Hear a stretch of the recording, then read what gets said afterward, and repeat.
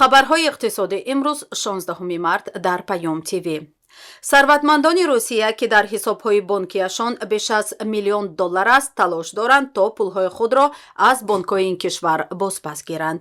таҳқиқоти ширкати Frank RG нишон додааст, ки пасандози сарватмандони рус дар соли гузашта 20% кам ва сармоягузории онҳо ба амволи ғайриманқул дар кишварҳои хориҷ ки зидди Русия таҳрим эълон накардаанд зиёд шудааст. барои намуна сарватмандони русиягӣ танҳо дар Имороти Муттаҳидаи Араб ба 800 миллиард рубл амволи ғайриманқул харидаанд. тибқи иттилои Frank RG, русиягиҳои сарватманд бештар дар Имороти Муттаҳидаи Араб, Туркия ва Қибрис амвол мехаранд. русиягиҳо соли гузашта дар ин кишварҳо ба маблағи зиёда аз 1 триллион рубл амвол харидаанд. ҳамчунин бархе аз онҳо пулу тиллоҳои худро ба бонкҳои хориҷӣ интиқол медиҳанд.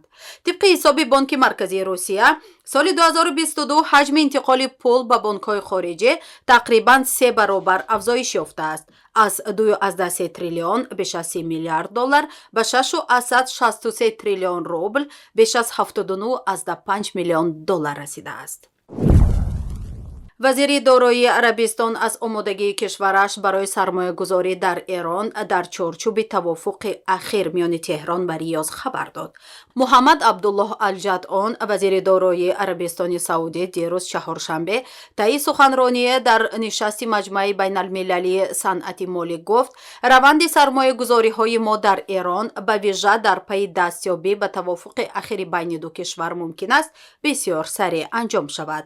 Алҷадъон изҳор дошт, Эрон кишвари ҳамсояи мо аст ва садҳо соли дигар низ ҳамчунон хоҳад буд. пеши рӯи оддисозии равобит бо Эрон ба вижа дар заминаҳои сармоягузорӣ, тавсеа ва иқтисод ҳеҷ монеае намебинам. мо ва Эрон ба субот ниёз дорем.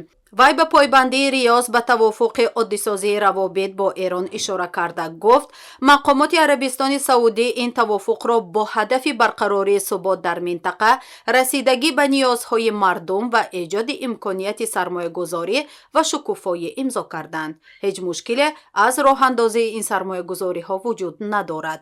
бар асоси баёнияи муштараки се кишвар, Чин, Арабистони Саудӣ ва Эрон, рӯзи ҷумъа тавофуқеро барои асаргирии равобити дипломатикӣ байни ду кишвар ва бозкушоии сафоратхонаҳо зарфи 2 моҳ пас аз музокирот бо ҳимояи Чин дар Пекин эълон карданд. нархи арз.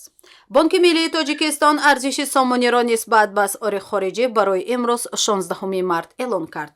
тибқи нишондоди Бонки Миллии Тоҷикистон, арзиши 100 рубли русӣ барои имрӯз 14 сомониву 35 дирам аст. ин ниҳод қурби миёнаи фурӯши $100 Иёлоти Муттаҳидаи Амрико дар муассисаҳои қарзии Тоҷикистонро 1091 сомониву 29 дирам арзёбӣ кардааст. Бонки Миллӣ қурби миёнаи фурӯши 100 евроро 1151 сомониву 20 дирам арзёбӣ кардааст. нархи тилло. баҳои ҳар унс тилло дар муомилоти субҳи имрӯз миёни бонкҳои Лондон $1913.64 муомила шуд. нархи нафти хом. нархи миёнаи фурӯши ҳар бушка нафти хуми таҳвили моҳи оянда дар биржаҳои Intercontinental Exchange ва Brent фьючерси Лондон $74.57 муомила шуд. нархи миёнаи ҳар бушка нафти хуми таҳвили моҳи оянда дар биржаҳои Нью-Йорк Mercantile Exchange ва Lightweight Oleo Нью-Йорк $68.24 муомила шуд.